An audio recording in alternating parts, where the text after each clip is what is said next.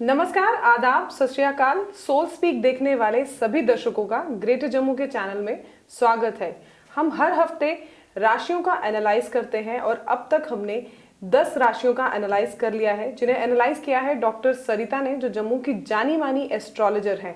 आज बारी है 11वीं राशि यानी कि एक्वेरियस, कुंभ राशि जिसे हम कहते हैं। आज जानते हैं सरिता जी से कि कुंभ राशि के जो लोग हैं वो कैसी नेचर के स्वामी होते हैं, कैसा इनका जो स्वभाव रहता है, इनका लकी कलर क्या है और इनका फेवरेट जो इनका लकी कलर रहेगा वो क्या होगा। तो करते हैं सरिता जी से बात, जानते हैं उनसे कि क्या कुछ इस राशि के लोग के बारे में वो बताती हैं। सरिता जी आपका, डॉक्टर सरिता जी आपका ग्रेटर जम्मू के चैनल में स्वागत है। जैसे कि 10 राशियों के बारे में आपने एनालाइज अब तक कर दिया है और आज है 11वीं राशि एक्वेरियस, जिसके बारे में आप हमारे दर्शकों को बताएंगी। वैसे ये मेरी राशि भी है तो आई एम प्रीटी एक्साइटेड कि क्या कुछ खास रहने वाला है इस राशि में। तो सबको नमस्कार जी, और सभी दर्शकों को। और जैसे आपने बताया कि आज हम 11th राशि मतलब 11वें नंबर की राशि की बात करेंगे और इस राशि को हम हिंदी में कुंभ बोलते हैं और इंग्लिश में हम इसको एक्वायरस बोलते हैं। तो ये राशि के लोग जो होते हैं, ये लोग पहले कौन होते हैं कि जब आप अपनी कुंडली देखते हो यहाँ पे 11 नंबर लिखा है, अगर चंद्रमा 11 नंबर यहाँ लिखा है वहाँ प्रेजेंट है तो आपकी मतलब राशि, चंद्र राशि जो हुई वो हुई एक्वायरस, कुंभ राशि। और दूसरा, अगर आपका जन्म जो है वो 20 जनवरी से लेकर के 20 फरवरी के बीच में हुआ है तो भी आप कुंभ राशि के हुए। अगर आपका नाम स से होता है, क्योंकि हमारे इंडिया के मोस्टली लोगों का नाम ना स से बहुत लोगों के नाम होते हैं, आर से बहुत लोगों के नाम होते हैं, जो बहुत कॉमन नेम्स हैं, जो हैं, जो स से जितने भी लोग हैं जो अपना नाम देख करके राशि देखते हैं तो उनकी भी कुंभ राशि हुई। तो ये सारे, पहले मैं बता दूं आपको कि कुंभ राशि होती किस किस की है और इसको बोलते हैं एक्वायरस। फिर हम इसके साइन पे आते हैं कि इसका साइन किस साइन से ये रिप्रेजेंट करता है, क्योंकि साइन का बहुत इंपॉर्टेंस है। आज तक हमने जितनी भी 10 राशियां पहले हमने डिस्कस की हैं, हमने हर एक के साइन को डिस्कस किया है। तो इसका अगर आप साइन देखो तो बहुत लोग कंफ्यूज करते हैं आपको, जैसे आप रील्स और यूट्यूब पे देखते रहते हो तो ये जो उसका घड़ा रिप्रेजेंट करते हैं, घड़े से, तो कुंभ जो है वो घड़े से रिप्रेजेंट होता है। तो घड़े के अंदर क्या होता है, पानी, जो मोस्टली लोगों का सोचना है, तो ये उसको कहते हैं कि वाटर का साइन है। ये वाटर का साइन नहीं है। जो एक्वायरस राशि है इसका साइन जो है वो कुंभ, और ये एयर की राशि है और बहुत जीनियस लोग होते हैं ये। अगर आज के कलयुग में देखा जाए तो सबसे जीनियस और सबसे इंटेलिजेंट लोग जो हैं वो कुंभ राशि के होते हैं, कुंभ राशि वाले होते हैं, जिनको हम एक्वारियन कहते हैं। और कुंभ क्यों रिप्रेजेंट करता है, क्योंकि ये पिछली टाइम पहले बहुत वर्षों से ये परंपराएं चलती आ रही हैं। तो पहले हमारे पास जितने भी हमारे रिसोर्सेज होते थे वो सारे हम घड़े में रखते थे जी। पुराने जमाने के टाइम में आपको खजाने की बात हो, चाहे खजाने की, चाहे सोना हो, चाहे किसी के पास पैसा हो, चाहे कॉइन्स हो, गोल्ड के हो, अनाज हो, तो इस राशि को हम रिसोर्सेज की राशि भी मानते हैं कि ये लोग इतने रिसोर्सफुल होते हैं कि और ये घड़े का मतलब ये है, घड़े का मतलब इसमें पानी नहीं है कि हमने कुंभ रखा और उसमें पानी भर दिया और ये राशि वाटर की हो गई। ये राशि प्योरली इसमें जो इसका एलिमेंट है वो एयर है और इसको यूरेनस जो प्लेनेट है वो इसको रूल करता है, और शनि की मोस्टली 2 राशियां हैं। और कुंभ राशि जो है वो शनि की मूल त्रिकोण राशि है, मतलब सबसे प्रिय घर। जैसे होता है ना कि हम लोगों का, अब हम अपने बुआ के घर चले गए, मौसी के घर चले गए, लेकिन जब हम अपने घर होते हैं तो ऐसा लगता है हाँ मजा आ गया ना, कंफर्टेबल। उस वैसे ही शनि, हर एक ग्रह की एक मूल त्रिकोण राशि होती है। तो ये जो 11वें नंबर की राशि है जिसको आप एक्वायरस कहते हो, कुंभ कहते हो, तो इसका ये शनि देव जो हैं ये उनकी मूल त्रिकोण की राशि है। और अभी एट प्रेजेंटली पिछले 1 साल से शनि जो हैं वो 11th में ही चल रहे हैं, इसी राशि में चल रहे हैं, कुंभ राशि में चल रहे हैं, जो कि उनकी मूल त्रिकोण की राशि है। तो अब हम बात करते हैं कि इनकी नेचर कैसी होती है और ये किस टाइप के होते हैं। तो मैंने आपको पहले इनकी क्वालिटी बता दी कि they are the most intelligent, जिनको कहते हैं। अगर कोई व्यक्ति, कोई पर्सन किसी और राशि का 4 दिन लगाएगा एक बुक पढ़ने को, तो ये 3 दिन में उस बुक को खत्म कर देंगे पूरी की पूरी। इतनी इंटेलिजेंट राशि और मानी जाती है ये। दूसरी चीज़ ये आती है कि ये लोग जो होते हैं इनको सबसे बड़ी बात ये है कि ये बहुत फेथफुल फ्रेंड होते हैं, बहुत अच्छे किसी के फ्रेंड साबित हो सकते हैं। दूसरा, डाइजेशन पावर इनका बहुत अच्छा होता है। अगर आप इनको अपना कोई सीक्रेट बताते हो तो ये कभी आसानी से दूसरे लोगों को नहीं रिवील नहीं करते हैं, जैसे बाकी वाले राशि वाले लोग होंगे वो कुछ बोल देंगे, और ये लोग कभी आपके सीक्रेट्स को सीक्रेट रखेंगे और किसी को बताएंगे नहीं।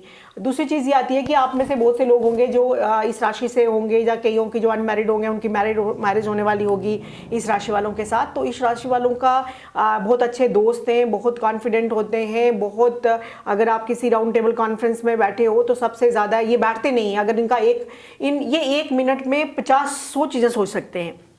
इनका एक प्रोजेक्ट खत्म होता है तो दूसरे प्रोजेक्ट पे ये आ जाते हैं कि अभी हमें दूसरे प्रोजेक्ट के बारे में कैसे चलना है, क्या करना है। और अगर आपको कहीं उदास होके बैठे हो तो आप सोच रहे हो कि अब मैं क्या करूं, कैसे करूं, कुछ समझ नहीं आ रही है, सारे रास्ते बंद हो गए मेरे लिए, तो अगर आपका कोई दोस्त जो है वो आकर आपको नया रास्ता बताता है तो वो पक्का एक्वायरेस ही होगा कि इसको ऐसे भी कर सकते हैं। तो ये उस तरह से भी बहुत हेल्पफुल होते हैं।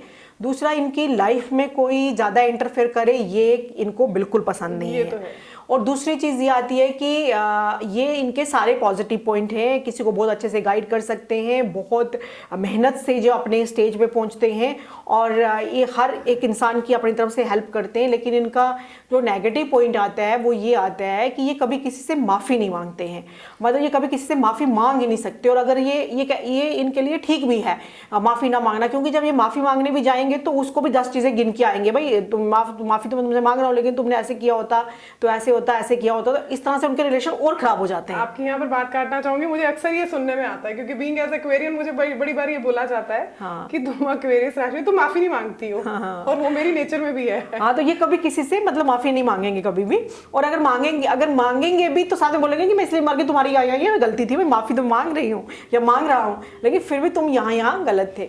दूसरी चीज इनकी ये आती है कि इनके साथ अगर रहना हो तो ये फ्रीडम, ये ऑर्थोडॉक्स लोग नहीं है, ये पुराने विचारों के लोग नहीं हैं, ये बिल्कुल मॉडर्न, और बिल्कुल जैसे मॉडर्न लोग होते हैं, मॉडर्न बहुत से सेंस में कहा जाता है, बट मैं पॉजिटिव वे में मॉडर्निटी की बात कर रही हूँ कि ये उस तरह के पुराने ऑर्थोडॉक्स और पुरानी चीज़ों को, किसी को रिस्ट्रिक्शन लगाना वो इनको पसंद नहीं है। और ये भी चाहते हैं कि हमारी लाइफ में भी, अगर मैं आपको तभी मैंने बोला कि अगर आपका कोई फ्रेंड है या आपकी किसी से शादी होने वाली है या घर में आपके कोई एक्वेरियन है तो उनको स्पेस दो, है ना, स्पेस दो, उनको फ्रीडम दो, जैसे वो कर रहे हैं उनको वैसे करने दो। क्योंकि अगर आप ये सोच रहे हो कि आप किसी एक्वायरेंट पर्सन को सुधारने लगे हो तो वो जो है वो पॉसिबल नहीं है, क्योंकि जो उनकी नेचर है, जो उनका अपना थॉट प्रोसेस है, जो उनका अपना वे ऑफ थिंकिंग है, जैसा भी है, चाहे वो हम किसी भी चीज़ को ले लें, छोटी से छोटी और बड़ी से बड़ी चीज़ को, तो ये अपने वे से सोचते हैं।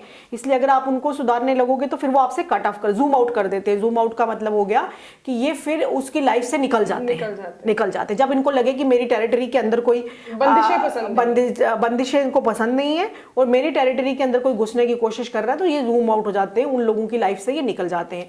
और जब ये किसी की लाइफ से निकल जाते हैं तो फिर ये सेकंड थॉट नहीं देते कि हमें एक और उसको माफ कर दें, फिर इनकी लाइफ में सेकंड टाइम नहीं होता। तो जिनकी भी डेट ऑफ बर्थ 20 जनवरी से लेकर के 20 फरवरी के बीच में आती है तो वो सारे के सारे एक्वेरियंस हैं, और नाम जो है वो इनका ये रहता है। दूसरा, इनका जो लक्की नंबर है, जो इनके लिए सबसे बेस्ट नंबर है वो 7 है। 7 नंबर इनके लिए बहुत अच्छा नंबर है। और दूसरी चीज़ आती है इनकी कंपैटिबिलिटी जो है वो इनकी अर्थ साइन से बिल्कुल नहीं बनती, टॉरियन के साथ इनकी बिल्कुल नहीं बनती, जिसको वृषभ राशि कहते हैं। वर्गोज जो होते हैं कन्या राशि वाले, उनके साथ भी इनकी नहीं बनती है।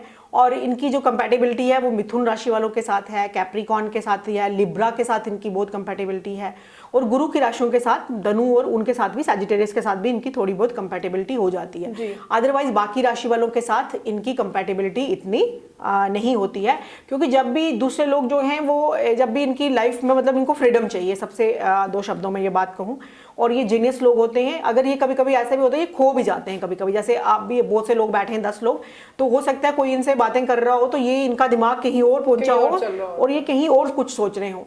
तो ये चीज़ें जो है ऐसे नीलम धारने के लिए भी लोग इनको कहते हैं। ये जर्नलाइज्ड प्रेडिक्शंस हैं। इस प्रेडिक्शन से वैसे तो हम हॉरोस्कोप देख करके किसी को भी जेमस्टोन का सुझाव जो है वो उसकी एक पर्सनल प्रेडिक्शन करके हम देते हैं, बट एक जर्नलाइज्ड प्रेडिक्शन रहती है कि इनके लिए जेमस्टोन्स कौन कौन से अच्छे हो सकते हैं, कौन से क्रिस्टल्स इनके लिए अच्छे हो सकते हैं, कौन से जेमस्टोन्स इनके लिए अच्छे हो सकते हैं। तो वो जर्नलाइज्ड हम कहते हैं कि ये नीलम और मरकरी का जो स्टोन आता है, जिसको इनकी कंपैटिबिलिटी भी उसी राशि के साथ है, जैसे मिथुन राशि के साथ इनकी बहुत बनती है और और मिथुन राशि वाले जो होते हैं वो खुद भी उनका जो है एयर साइन होता है, तो इनका भी एयर का जो एलिमेंट होता है।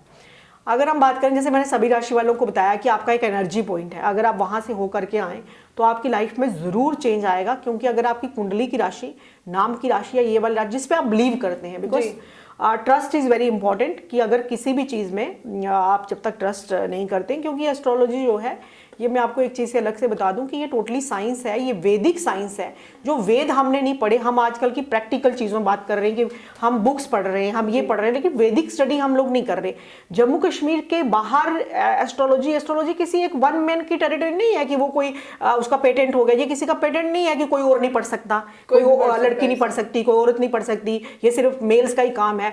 ज्योतिष और कर्मकांड टोटली अलग है। ये आपके माध्यम से मैं सब लोगों को बताना चाहती हूँ कि कर्मकांड हो गया जब आप किसी पंडित को अपने घर में बुलाते हो तो वो आपको पूजा विधि से कराते हैं। ज्योतिष इज प्योरली कैलकुलेशन, ये एक सब्जेक्ट है। इस सब्जेक्ट में, हाँ, इस सब्जेक्ट में लोग 12th भी करते हैं बाहर की स्टेट्स में, इसमें ग्रेजुएशन भी होती है, आगे मास्टर्स भी होती है, पीएचडी भी होती है, और दिस इज प्योरली कैलकुलेशंस। और कैलकुलेशंस परफेक्ट उसी की होंगी जिसको मैथ्स भी जिसका बहुत स्ट्रांग होगा।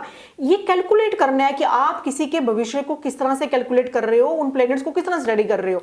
ये किसी एक बंदे का वो नहीं है कि जैसे बाहर आज मोस्टली आपने देखा होगा कि बहुत से बच्चे अभी प्रेजेंट टाइम में 21वीं सेंचुरी में, और इस टाइम लोगों ने ये अपना कैरियर बनाया है। बहुत से यंग लोग जो हैं, यंग बच्चे जो हैं, वो कितने आप पॉडकास्ट देखो उसमें कितना अच्छा मतलब कि वो परफॉर्म कर रहे होते हैं। दे हैव मतलब अलॉट ऑफ नॉलेज, जो कि हमारे जो पुराने पंडित हैं या जो पंडित जिनको आप कहा जाता है, वो तो कर्म कांड है उनका, वो तो कर्म कांड करवाते हैं कि आगे अब ये पूजा करवा ली, वो करा ली।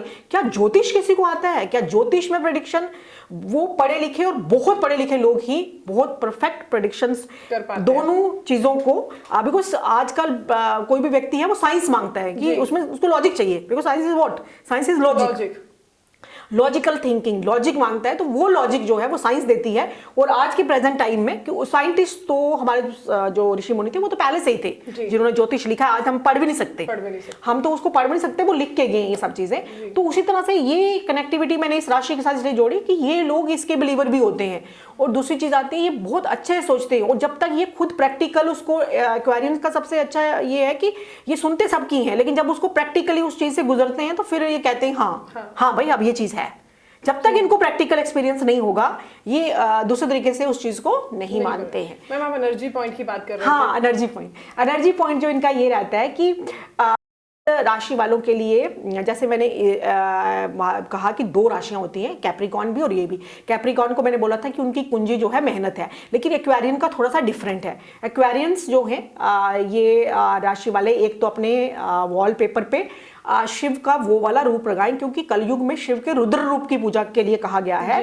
ये हमारे वेद कहते हैं, और जो वेदों में चीज लिखी गई है उसको डिसिफर करना, मतलब उसको किसी फॉर्म में लाना। कोडेड फॉर्म में है तो उस कोड को आपने वो फाइंड आउट करना है कि इस कोड का मतलब क्या है। तो उसमें रुद्र की पूजा की गई है। इनको रुद्र का वो वाला पोस्टर अपने फोन पे लगाना है, अपने स्क्रीन पे लगाना है कंप्यूटर के, जिसमें उनके बाल खुले हैं और बिल्कुल एयर की तरफ है, खुले हुए बाल। एक चीज आ गया। दूसरा energy point Mahakal temple, Mahakal के टेम्पल। हाँ, चाहे आप उज्जैन चले जाइए, बहुत आपको एक बहुत चेंज आएगा। लेकिन आपने जाना उस वे से नहीं है कि वहां जाकर के भगवान का अगर श्रृंगार हो गया है तो मैंने पानी नहीं चढ़ाया तो मेरे को, आप वहां जाएंगे उन एनर्जी सेंटर्स की, वहां हमारे कितने महान पुरुषों ने समाधियां ली हैं, बैठे बैठे उन्होंने अपना शरीर छोड़ दिया।